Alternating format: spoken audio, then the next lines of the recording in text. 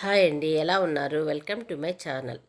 ఇవాళ మనం చపాతీకి ఆలు క్యాప్సికమ్ ఫ్రై తయారు చేసుకోబోతున్నాము.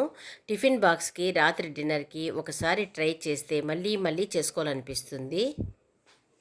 నేను ఉర్లగడ్డలు ఏం చేస్తానంటే ఉడకబెట్టేసి 3 విజిల్స్ వచ్చేంత వరకు ఉడకబెట్టేసి తొక్క తీసేసి ఇట్లా ముక్కలు చేసుకున్నాను.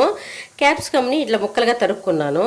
ఆనియన్స్ ఒక పెద్ద ఆనియన్ ఇట్లా సన్నగా పొడవుగా తరుక్కున్నాను.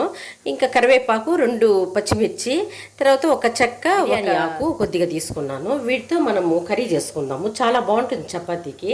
ఒకసారి మీరు చూడండి. ఇచ్చి కడాయి పెట్టినాను. దాంట్లో ఆయిల్ వేసుకుందాము. ఒకటి చూడండి, 2 గరిటెలు ఆయిల్ వేసుకున్నాను.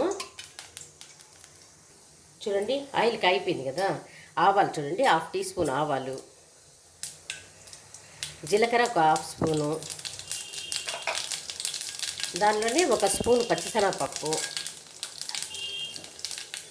తర్వాత చూడండి చిటపట్లాడుతుంది కదా ఆనియన్స్,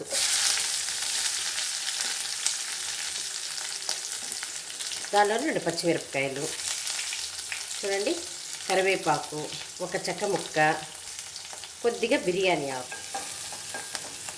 చూడండి, ఈ టైంలో మనం కొద్దిగా అల్లం తెల్లగడ్డ పేస్ట్ చేద్దాము, వేపుకుందాము.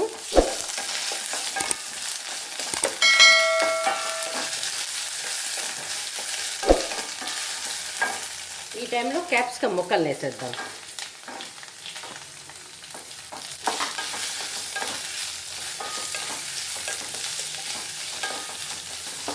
కొద్దిగా పసుపు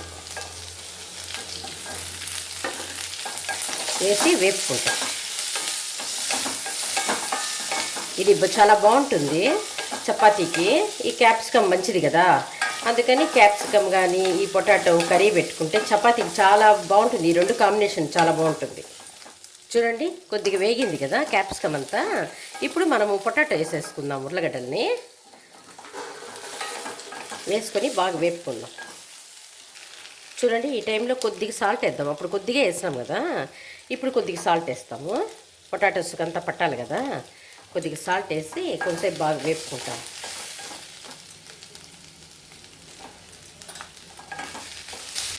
చూడండి, కొద్దిగా కారం వేసుకుంటాను. 1/4 స్పూన్ కూడా లేదు, ఇంకా తక్కువే.